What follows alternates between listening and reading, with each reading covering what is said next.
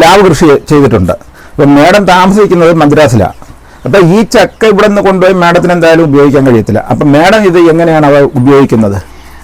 ഇത് വെട്ടിപ്പറിച്ച് നമുക്ക് ആവി കയറ്റി പുഴുങ്ങി നല്ല വെയിലത്ത് ഉണക്കി കഴിഞ്ഞാൽ ഒരു 2 വർഷം വരെ നമുക്ക് സൂക്ഷിക്കാം. ചക്ക ഉണക്കി സൂക്ഷിക്കാം. അത് ശരി. അതെ. അത് ശരി. ഇത് ഒരു 2 വർഷം വരെ നമുക്ക് 2 വർഷത്തിൽ കൂടുതൽ ഇരിക്കും. 2 വർഷം വരെ ഞാൻ ട്രൈ ചെയ്തിട്ടുണ്ട്. ഇത് ഒരു വെയിറ്റും ഇല്ലല്ലോ ഇതിന്. അതെ. ഇതൊരു 10 കിലോ ചോള നമ്മൾ ഉണങ്ങിയെടുത്താൽ ഒരു 2-2.5 കിലോ വരെ ഇത് ഉണങ്ങിയത് കിട്ടും. ഇത് നമുക്ക് കൊണ്ടുവന്ന് ഒന്നും ഫ്രിഡ്ജിലും വെക്കണ്ട, ഒന്നും വെക്കണ്ട, വെറുതെ ഒരു ടിന്നിലിട്ട് സൂക്ഷിച്ചു വെച്ചാൽ അവിടെ ഇരുന്നോളൂ. ചക്ക കുഴക്കുന്ന പോലെ കുഴച്ചെടുക്കാം. അപ്പം അതിനുവേണ്ടി ഇതിപ്പം ചക്ക വെട്ടിപ്പറിക്കുന്നത് ഉണക്കാൻ വേണ്ടിയാണ്. അതെ. അത് ശരി. പിന്നെ ഇതിനെ പൊടിച്ചെടുത്താല് നമ്മളെ പൊടിയാക്കിയ നല്ല പുട്ടുണ്ടാക്കാൻ പറ്റും. അത് ശരി. അപ്പൊ ഈ ചക്ക നമ്മള് ഇപ്പം 10 കിലോ ക്വാണ്ടിറ്റി ഉണക്കിയപ്പോഴാണല്ലോ 2.5 കിലോ കിട്ടുന്നത്. ഇത് വെള്ളം നമ്മള് എത്ര വെള്ളത്തിൽ എത്ര ഗ്രാമാണ് കൊടുക്കേണ്ടത്? അങ്ങനെ വല്ല അളവുകളും മേഡത്തിന് പറയാൻ നമ്മള് സാധാരണ കുറച്ച് വെള്ളം ഒഴിച്ച് ഒന്ന് കുതിർന്നാൽ മതി. അതിനെ എടുത്ത് വേവിക്കുക. പിന്നെ ഇത് പുഴുങ്ങുന്ന രീതി ഒന്ന് പറയാം. ആളല്ലേ ഈ ചക്ക ചേച്ചി മോനി അങ്ങ് പറഞ്ഞു.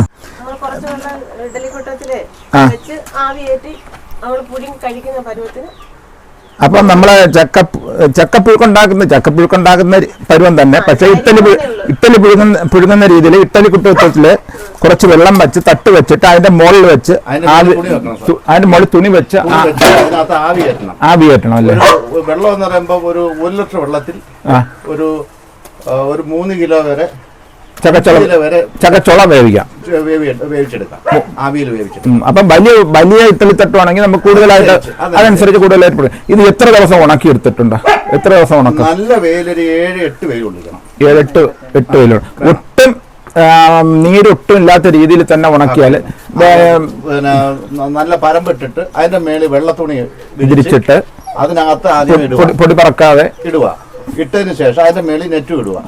കിളിയൊന്നും കൊണ്ടുപോകാതെ നെറ്റ് ഇട്ടിട്ട് ഇന്നിട്ട് കഴിഞ്ഞാൽ നാളെ നമുക്ക് തട്ടി കുടഞ്ഞിട്ട് വീണ്ടും ഒന്നേന്ന് തിരിച്ചിടുക. അങ്ങനെ ഓരോ ദിവസം റിപ്പീറ്റ് ചെയ്യാം.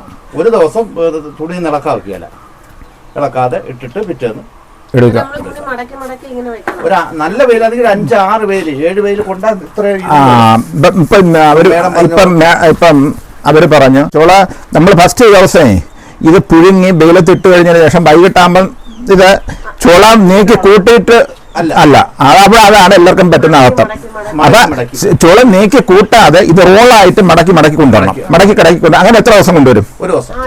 ഒരു ദിവസം. ആദ്യത്തെ ഒരു ദിവസം. അപ്പൊ അതായത് പുഴുങ്ങിയ ചക്ക ഒന്ന് തോന്നു വരുന്ന പരുവം ആവുന്നത് വരെ നമ്മൾ അതായത് ചെയ്യാം അല്ലേ? ഒട്ടാത്ത പരുവം ആയി കഴിയുന്നത് വരെ നമ്മളിത് ഒരു ദിവസം കൊണ്ടങ്ങനാവും. അപ്പൊ ഇപ്പൊ ഞാൻ വേറെ ഡൗട്ട് ചോദിക്കട്ടെ. ഇപ്പൊ ഈ ചക്ക ഇതെല്ലാം പൊടിയായിട്ടാണ് ഇരിക്കുന്നത്. ഈ ചക്ക പുഴുങ്ങുന്ന സമയത്തെ ഈ ചുളം മുഴുവനായിട്ടിട്ട് പുഴുങ്ങിയിട്ട് അരിയുന്നതാണോ അതെ അരിഞ്ഞിട്ട് പുഴുങ്ങുന്നതാണോ? അരിഞ്ഞിട്ട് പുഴുങ്ങുന്നതാണ് നല്ലത്. ആ കണക്കിന് അരിഞ്ഞിട്ട് പുഴുങ്ങുന്നതാണല്ലേ? അത് ശരി. അരിഞ്ഞിട്ട് പുഴുങ്ങാവും. അന്നേരം എളുപ്പമുണ്ട്. ഓക്കെ. അപ്പൊ ഇത് 2 വർഷം വരെ നമുക്ക് സൂക്ഷിക്കുകയും ചെയ്യാം. നമ്മുടെ ചക്ക കഴിക്കുന്നത് ചക്ക നമ്മളെങ്ങനെ പച്ചച്ചക്ക ചുള എടുത്ത് കറി വെക്കുന്നു അതേ രീതിയിൽ തന്നെ ഇത് കറി വെക്കുന്നുണ്ട്. എല്ലാ പർപ്പസിനും ഉപയോഗിക്കാം. അപ്പൊ അതുകൂടാതെ തന്നെ നമുക്കൊരു പുതിയ പ്രോഡക്റ്റ് ആണ്. പുട്ടിനും ഇത് ഉപയോഗിക്കാം. മിക്സിയിൽ പൊടിച്ചിട്ട് നമുക്ക് ഗോതമ്പ് മാവ് പൊടിച്ചെടുക്കുന്നത് പോലെ നനച്ച് കൂത്തെടുക്കുന്നത് പോലെ ആക്കിയാൽ പുട്ടിന് ഉപയോഗിക്കാം.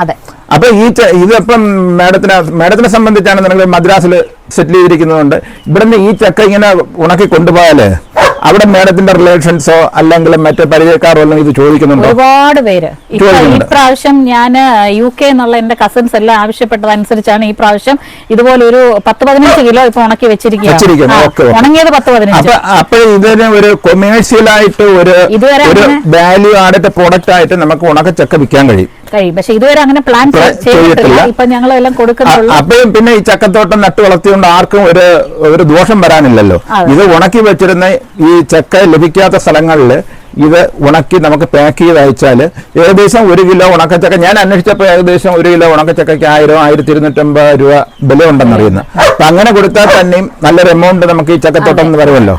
അപ്പൊ പിന്നെ ചക്ക പഴിപ്പിച്ച് വിൽക്കാനോ അല്ലെങ്കിൽ ഇടിച്ചക്ക വിൽക്കേണ്ട കാര്യമില്ലല്ലോ. ഇവിടെ ചക്ക അപ്പോഴപ്പോഴും അടത്ത് നമ്മൾ ഉണക്കി സൂക്ഷിച്ചാൽ മതിയല്ലോ. പിന്നെ ഇത് ഇപ്പൊ നാച്ചുറലായിട്ട് വെയിലിൽ ഉണക്കി സൂക്ഷിച്ചതാണെന്ന് പറയുന്നത്. ഇപ്പൊ ഡ്രൈയിൽ ഉണക്കുന്നതും വെയിലത്തുണക്കുന്നതായിട്ട് എന്തെങ്കിലും ഒരു വ്യത്യാസം മാഡത്തിന് പറയാൻ കഴിയും? ഇതുവരെ ഉണക്കി എനിക്ക് അറിയില്ല. നമ്മളിത് കുറച്ചുകൂടെ ലാർജ് സ്കെയിൽ ആണെങ്കിൽ ഇത് അത്ര ഫീസിബിൾ അല്ല. നമ്മൾ എല്ലാം അരിഞ്ഞിട്ട് ചെയ്യുന്ന ട്രെയിൽ ഉണക്കുന്നതായിരിക്കും നല്ലത്. പക്ഷെ അത് എനിക്ക് അറിയത്തില്ല അതിന്റെ കാര്യം. അപ്പം നമ്മളിങ്ങനെ ഉപയോഗിച്ചിട്ടുള്ളൂ ഇതുവരെ. അപ്പം രുചിക്കൊന്നും യാതൊരു വ്യത്യാസവും. അപ്പൊ എന്തായാലും പുതിയൊരു വേരം കർഷകർക്ക് വേണ്ടി അല്ലെങ്കിൽ പ്ലാവ് കൃഷി ചെയ്യുന്നവർക്ക് വേണ്ടി മാഡം ഇത് ഷെയർ ചെയ്തതിന് അല്ലെ പങ്കുവെച്ചതിന് വളരെ നന്ദി, നമസ്കാരം. എനിക്ക് കർഷകരോടായിട്ട് പറയാനുള്ളത്, ഈ വീഡിയോ പരമാവധി ചക്ക കൃഷി ചെയ്യുന്ന അല്ലെങ്കിൽ എല്ലാ കർഷകർക്കും ഒന്ന് ഷെയർ ചെയ്യുക.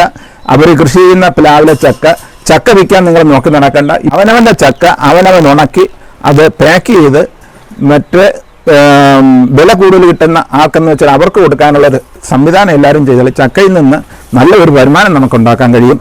അതുപോലെ തന്നെ ചക്കക്കുരുവിൽ നിന്നും ഒരുപാട് പ്രോഡക്റ്റുകൾ ഉണ്ടാക്കുന്നുണ്ട് എപ്പോഴും. അപ്പം അങ്ങനെയും നമുക്ക് വരുമാനം ഉണ്ടാക്കാൻ കഴിയും.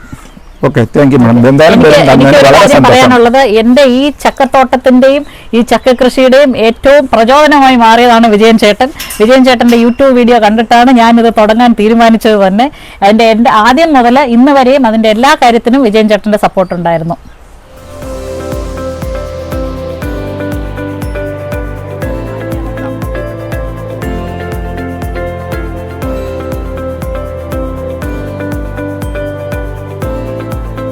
ഇത്തരത്തിലുള്ള പുതിയ അറിവുകൾക്കും കൂടുതൽ വീഡിയോകളും കിട്ടുന്നതിന് വേണ്ടി ചാനൽ സബ്സ്ക്രൈബ് ചെയ്യുക, ഷെയർ ചെയ്യുക, ബെല്ലൈക്കൺ കൊടുക്കുക, ലൈക്ക് ചെയ്യുക.